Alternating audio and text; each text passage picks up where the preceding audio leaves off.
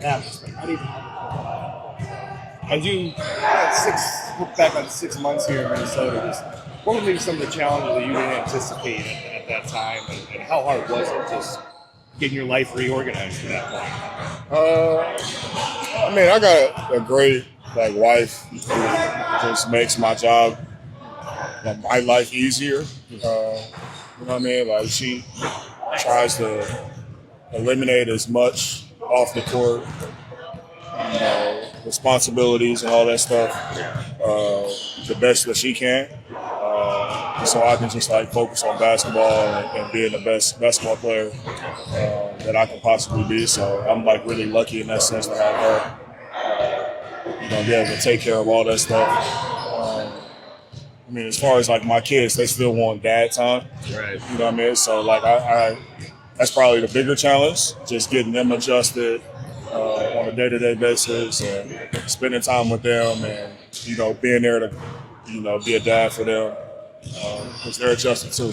My oldest, he had all his friends in school that, he was growing up with, he loved his school, and now he's adjusting to a whole different life. So, that was probably the bigger challenge, but honestly, my wife made it really easy for me. So.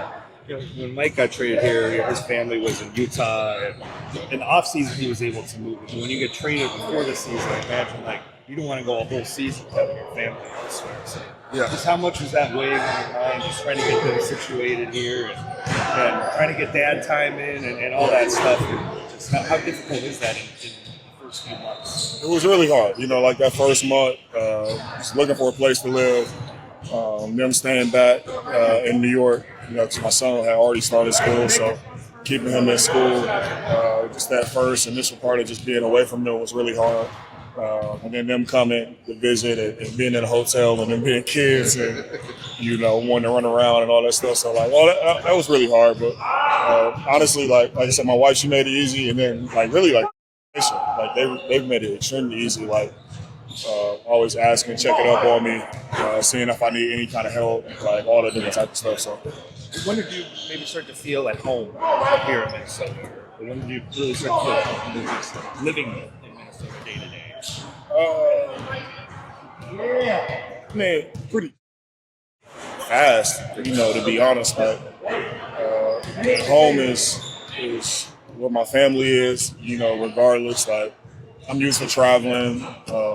I've been in the league for 11 years now, so I've had my share of adjustment. So I adjusted pretty fast. The only thing I didn't adjust too fast enough was the cold. That was it. Yeah. That does require a bit of adjustment. Yeah, I'm still not ready adjusted for that. Yeah. You maybe haven't given much thought to this just given you're in the season, but as you look towards the future, where you're going to be next, you feel like you could be in Minnesota for the foreseeable future and would want to keep your roots here now that you're here? Yeah, I would love to.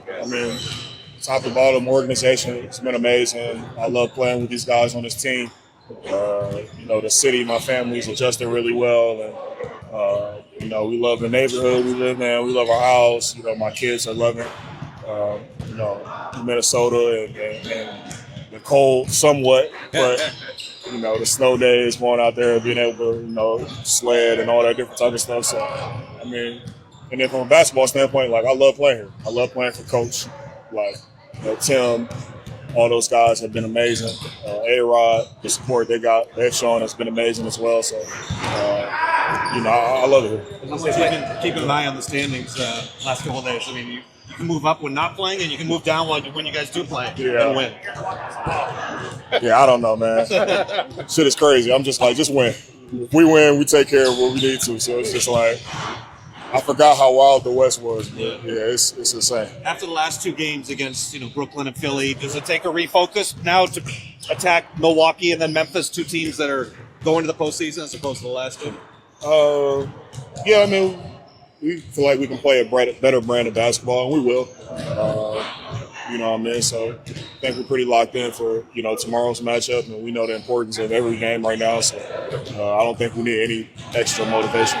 Has there been some slippage at all, do you think, the last couple of games? Just maybe not as tight as could have been? We've got a lot going on. We got guys suspended. We're on a 5-game road trip. It's never going to be perfect. You know, what I mean, the biggest thing is find ways to win games, and that's what we're doing. And in the midst of all that, figure out how we can continue to improve and play our best basketball, which we've done, you know, for a good amount of time for the last couple months. So just got to keep that up. Julius, I work for the Philadelphia Inquirer. I'm working on a Josh Hart story as a Villanova guy. Just as a former teammate, can you just describe what value he brings to the team? Just the way he rebounds, hustles, kind of seems to like fill up the stat sheet every game. Yeah, I mean, Josh is great. I mean, he leaves it all out there on the court. True competitor, true warrior. It's what he does on a day-to-day basis, putting his body on the line, or just whatever the team needs. Like, he's great in that aspect. Julius, is there a balance for you as an athlete trying to like block out kind of the noise of like the standings and all of that, but then also like taking in the moment of how exciting and big this is heading into these last games? Yeah, I'm enjoying it. All the excitement, the craziness. Like, I prefer having to play the big games and, you know, having to playing games that are meaningful, you know, playing meaningful basketball, especially going into the postseason. I feel like that's important, you know, so I like it. You know, I guess I enjoy the chaos a little bit.